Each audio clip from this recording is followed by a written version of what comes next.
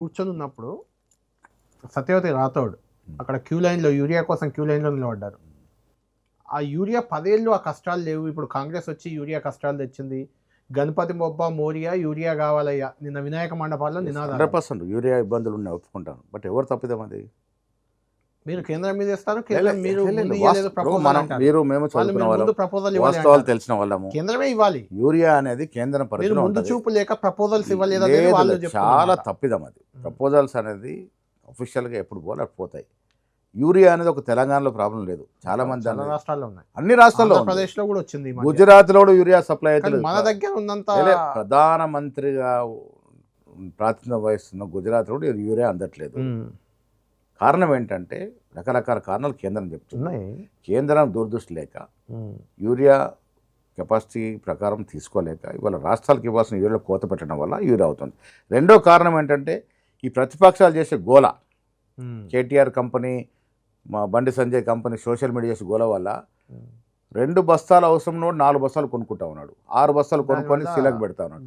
So black marketing అయిపోయింది. So రైతులు, ఒక రైతు కంతులు, ఒక రైతు వంతులు. సత్యవతి రాథోడ్ మా సోదరిమని మనోడ కౌన్సిలర్ తెలుసుకోవాల్సింది, వాళ్ళు తిట్టాల్సిన మమ్మల్ని కాదు. వాళ్ళు ఏమైపోయిందంటే బీజేపీతో లోపాయకర ఒప్పందాలకు వచ్చి కాంగ్రెస్ నిలుస్తున్నారు. యూరియాలో కాంగ్రెస్కి ఏం సంబంధం? సప్లై చేసి ఎగ్జిక్యూట్ చేసే అథారిటీ రాష్ట్ర ప్రభుత్వం ఉండొచ్చు, వ్యవసాయ శాఖ, కానీ సప్లై రావాల్సింది ఎక్కడి నుంచి? మీ కాంగ్రెస్ నేతలే బ్లాక్ మార్కెట్ చాలా తప్పిదాలు. ఎవడెందుకు చేస్తాడు? 4 బస్తాలు అమ్ముకుంటే ఎవరికి ఏమొస్తుంది?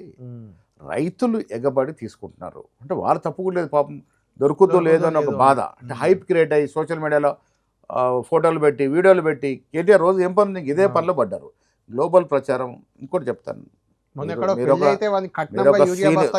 మీరు ఒక సీనియర్ జర్నలిస్టు, జర్నలిజం ఎంత వైటల్ రోల్ ప్లే చేస్తుందో సమాజంలో మీకు తెలుసు. సోషల్ మీడియాలో గొప్ప సాధనం. అవును, అధునాతన టెక్నాలజీ ఇచ్చిన ఈ ప్రపంచంలో సోషల్ మీడియా ఒక సాధనం. సరిగా వాడాలి, అనైతికంగా వాడుతూ ఉన్నారు. ఇలా కేటీఆర్ వాడే హ్యాండిల్స్ అని ఎక్కడ ఉంటున్నాయి? విదేశాల్లో ఉంటున్నాయి, కేసులు పెట్టకుండా.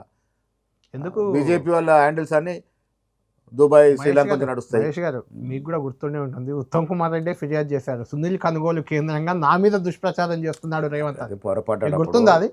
అది పొరపాటు. సోషల్ మీడియాను అలా వాడుతున్నారు. ఏమంటానంటే మేము కూడా గతంలో వాళ్ళు వీళ్ళు కొంత రాజకీయం కొంత చేసి ఉండొచ్చు, కానీ సోషల్ మీడియా ఇంత అనైతికంగా వాడితే ఉన్నది లేనట్టు చాలా మంది వ్యక్తిగత జీవితాల్లోకి వెళ్ళి వాళ్ళ సంసారాలను పాడు చేసే రకంగా సోషల్ మీడియా వ్యవహరిస్తే ఎంతవరకు సబబు ఇది? సోషల్ మీడియా వాడండి, ఎంత గొప్ప సాధనం ఇవ్వాలి. అరచత్ర ప్రపంచం మనకి. ఎక్కడో ఇరాక్లో, ఇరాన్లో జరుగుతున్న యుద్ధం మన అరచన కనబడుతూ ఉంది. గొప్ప సాధనాన్ని దురుపయోగం చేస్తున్న ఒక బాధ నాకు.